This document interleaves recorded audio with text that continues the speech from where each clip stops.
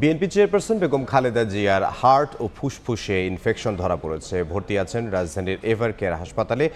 Report পর্যালোচনা করে নেওয়া হবে পরবর্তী সিদ্ধান্ত। এই বিষয়ে বিস্তারিত জানবো। এই মুহূর্তে এভার কেয়ার হাসপাতালের সামনে আছেন সহকর্মী স্বপন আহমেদ। সরাসরি যাচ্ছি তার কাছে।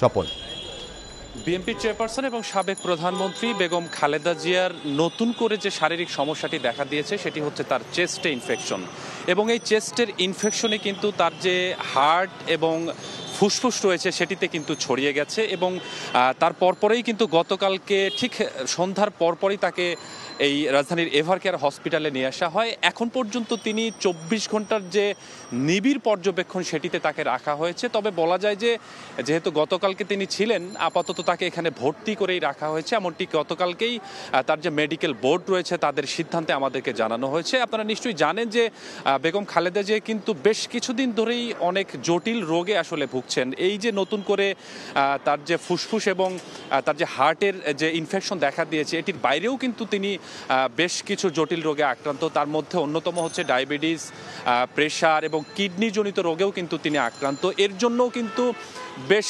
কয়েকবার এই এভার কেয়ার হাসপাতালে তিনি চিকিৎসা নিয়েছেন। এছাড়াও আমরা যতটুকু আপনারা জানেন যে বিদেশেও চিকিৎসা নিয়েছেন তিনি, এবং বিদেশে যখন চিকিৎসা নিতে গিয়েছেন সেখানেও কিন্তু তার যে জটিল রোগগুলো ছিল সেগুলো নিয়ে ট্রিটমেন্ট করা হয়েছে, এবং তার পরপর কয়েকদিন সেখানে থাকার পরে তিনি আবারও বাংলাদেশে আসেন, এবং বাংলাদেশে আসার পরে এখন পর্যন্ত তিনি এই নিয়ে দুইবার এই এভার কেয়ার আবার হাসপাতালে আবারও আসলেন, এবং এখানে গতকালকে থেকেই তার ট্রিটমেন্ট চলছে।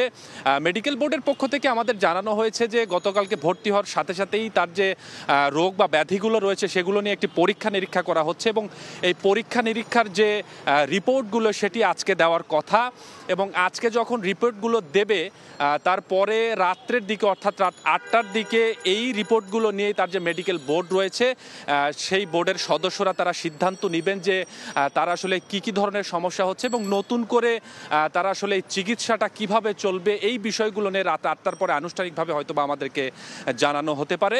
কেননা যখন রিপোর্টগুলো পাবেন তার পরপরই আসলে মেডিকেল বোর্ডের সদস্যরা তারা একটি বৈঠক করবেন, এবং এই বৈঠকের পরেই আনুষ্ঠানিকভাবে তার নতুন করে কিভাবে আসলে এই চিকিৎসাটা চলবে এই বিষয়গুলো আমাদেরকে জানানো হতে পারে। তবে একটি বিষয় বলতে পারি আপনাদের, এই যে সাবেক প্রধানমন্ত্রী বেগম খালেদার যে চিকিৎসাজনিত বিষয়গুলো, এই বিষয়গুলো কিন্তু জনাব তারেক রহমান নিবিড়ভাবে পর্যবেক্ষণ করছেন। পাশাপাশি তার স্ত্রী জোবায়দা রহমান তিনিও কিন্তু বেশ ভালোভাবে এটি পর্যবেক্ষণ রয়েছেন, যেন পরবর্তী যে চিকিৎসা সেবা সেটি আসলে কি হয় এটি এখন দেখার বিষয়। তো এই ছিল এখন পর্যন্ত বেগম খালেদা জিয়ার শারীরিক অবস্থা নিয়ে আমার কাছে সবশেষ।